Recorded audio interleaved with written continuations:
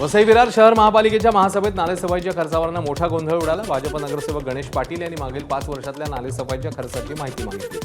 त्यावर प्रशासनाने लेखी उत्तरात तब्बल 7,361.45 कोटी रुपये खर्च झाल्याचं नमूद केलं। हा आकडा समोर येताच सभागृहात आश्चर्य व्यक्त करण्यात आलं, कारण महापालिकेचं वार्षिक अंदाजपत्रकही यापेक्षा कमी आहे। भाजप नगरसेवक गणेश पाटील यांनी यावर आक्षेप घेतला, तर प्रशासनाने संबंधित आकडेवारीत टंकलेखनाची चूक झाल्याचं नंतर स्पष्ट केलं। मात्र चुकीची माहिती देणाऱ्या अधिकाऱ्यांवर काय कारवाई होणार का पाहणं महत्त्वाचं आहे।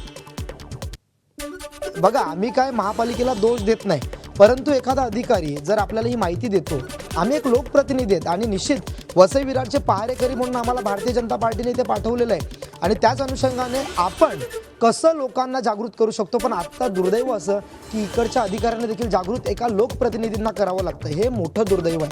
आता मला सांगा, ही माहिती आम्हाला दिली, त्याच्यामध्ये कुठेतरी एक डेसिमल एक पॉईंट टाकताना मिस्टेक केली। वसई विरार महापालिकेच्या महासभेत नाल्यांच्या सफाई खर्चावरून झालेल्या चर्चेदरम्यान अनपेक्षित वाद निर्माण झाला।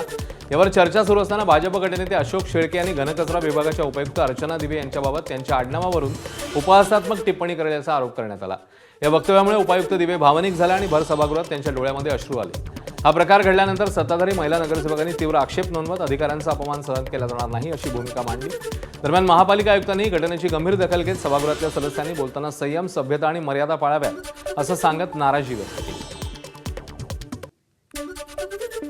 नाही, काही म्हणजे चुका होत असतील, काही हो, जेव्हा एखादी महिला समोर असते तेव्हा बोलताना थोडा विचार करावा। भले त्यांची चुकी असो का, कारण आता कसं 50% महिला आरक्षण असलेल्या सभेमध्ये 50% महिलासुद्धा असतात, म्हणून विषयाला धरूनच बोलावं। कारण आपण कसं लोकांच्या समस्या सोडवण्यासाठी सभेमध्ये येतो, परंतु सभेमध्ये काय होतं, लोकांच्या समस्या बाजूला राहून काहीतरी वेगळाच विषय चालू होतो। म्हणून आम्ही नेहमी प्रयत्न करतो की विषयाला धरूनच आम्ही बोलावं, काहीतरी वेगळा विषय आणून काहीतरी वेळ फुकट जाऊन लोकांचा वेळ आपण फुकट जाऊन देतो। आपण आपला वेळ फुकट नाही, कारण याच्यामध्ये लोकांचे विषय बाजूला राहिले जातात आणि कशाचा तरी दुसऱ्याच विषयाला जास्त प्राधान्य दिलं जातं।